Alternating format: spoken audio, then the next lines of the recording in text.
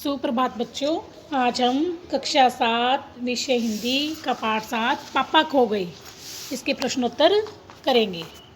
तो आइए देखते हैं। पहला प्रश्न है, नाटक में आपको सबसे बुद्धिमान पात्र कौन लगा और क्यों? कौन लगा नाटक में सबसे बुद्धिमान पात्र?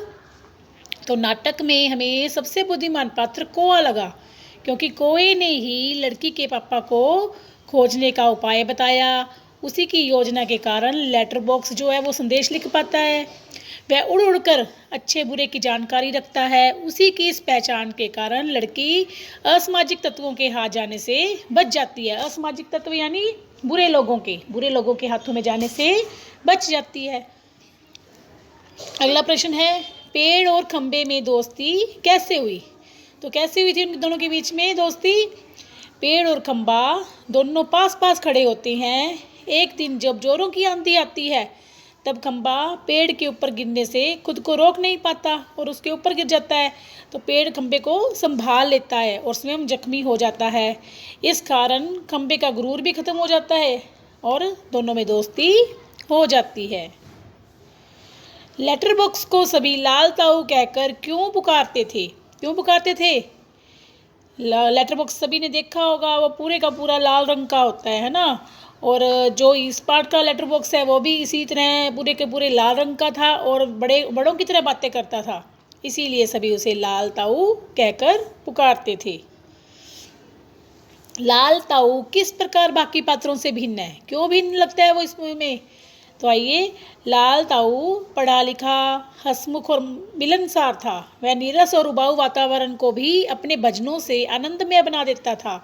लाल ताऊ अपने अंदर पड़े पत्रों को बोरियत मिटाने के लिए पढ़ लेता था। वह किसी से डरता भी नहीं था। समाज की चिंताएं भी उसे सताती थी।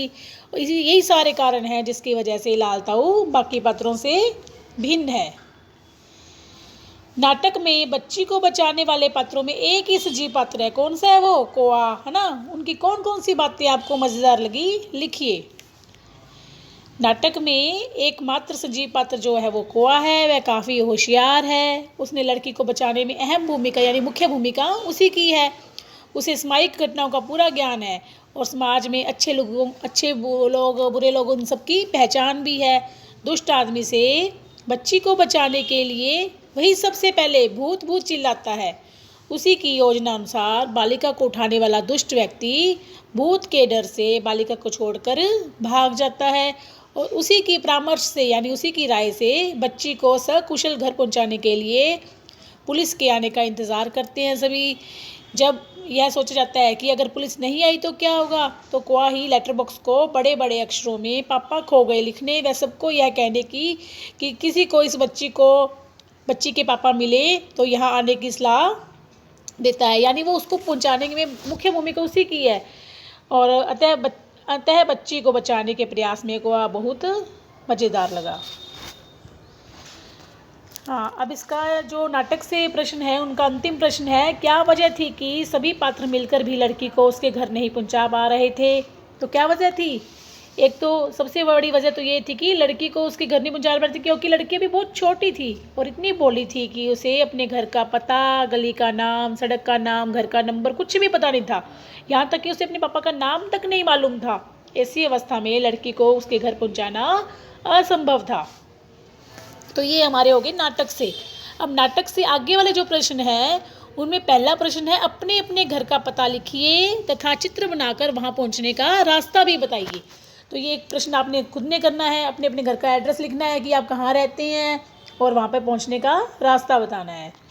अगला प्रश्न है उससे मराठी से अनुदित इस नाटक का शीर्षक पापा खो गए क्यों रखा गया होगा? अगर आपके मन में कोई दूसरा शीर्षक हो तो सुझाइए और साथ में कारण भी बताइए। तो इस नाटक का शीर्षक पापा खो गए इसलिए रखा गया होगा क्योंकि लड़की को अपने पापा का नाम पता कुछ भी मालूम नहीं था। नाटक के सभी पात्र मिलकर उसके पापा को खोजने की योजना बनाते हैं। तो उसके पापा खो गए थे ना, तो इसीलिए उसका नाम पापा खो गए रखा गया। अब इस नाटक का दूसरा शीर्षक लापता बच्ची या बच्ची खो गई भी रखा जा सकता है, क्योंकि पूरे नाटक में बच्ची के घर का पता लगाने का प्रयास किया जाता है। अब इससे अगला प्रश्न है, कि क्या आप बच्चे के पापा को खोजने का नाटक से अलग कोई तरीका बता सकते हैं? तो कोई भी आपके मन में हो, ये आपको अपने दिमाग से करना है कि आप अपना अपना दिमाग लगाइए और इसका तरीका बताइए कि इसके अलावा कौन सा तरीका हो सकता है। अनुमान और कल्पना वाले प्रश्न भी आपको स्वयं करने हैं। आगे है भाषा की बात। तो भाषा की बात का प्रश्न देखिए। आपने देखा होगा कि नाटक के बीच बीच में कुछ निर्देश दिए गए हैं। ऐसे निर्देशों से नाटक के दृश्य स्पष्ट होते हैं जिन्हें नाटक खेलते हुए मंच पर दिखाया जाता है, जैसे सड़क, रात का समय, दूर कहीं कुत्तों के भौंकने की आवाज़। यदि आपको रात का दृश्य मंच पर दिखाना हो तो क्या क्या करेंगे, सोच कर लिखिए। तो क्या क्या करेंगे देखिए। तो सबसे पहले क्या करेंगे, चांदनी रात का दृश्य है, आसमान में तारे दिख रहे हैं। दूसरा, हवा की सनसन की आवाज़, हल्की नीली रोशनी, अंधेरी रात होने के कारण सड़कें सुनसान हैं, दूर से कुत्तों के भौंकने की आवाज़ आ रही है। तो ये हमारे भाषा की बात वाला पहला प्रश्न था। दूसरे प्रश्न में विराम चिन्ह लगाने हैं। तो आपको इस पाठ में ये वाला, इस पाठ से ही ये पैरा लिया गया है। आपको इस किताब में पैरा ढूंढना है और जो जो चिन्ह लगे हुए हैं वो देखकर लगाने हैं और फिर उनको स्वयं भी लगाकर देखना है। तो ये आपके सभी प्रश्न हो गए। उम्मीद है कि आपको समझ में आए होंगे। धन्यवाद।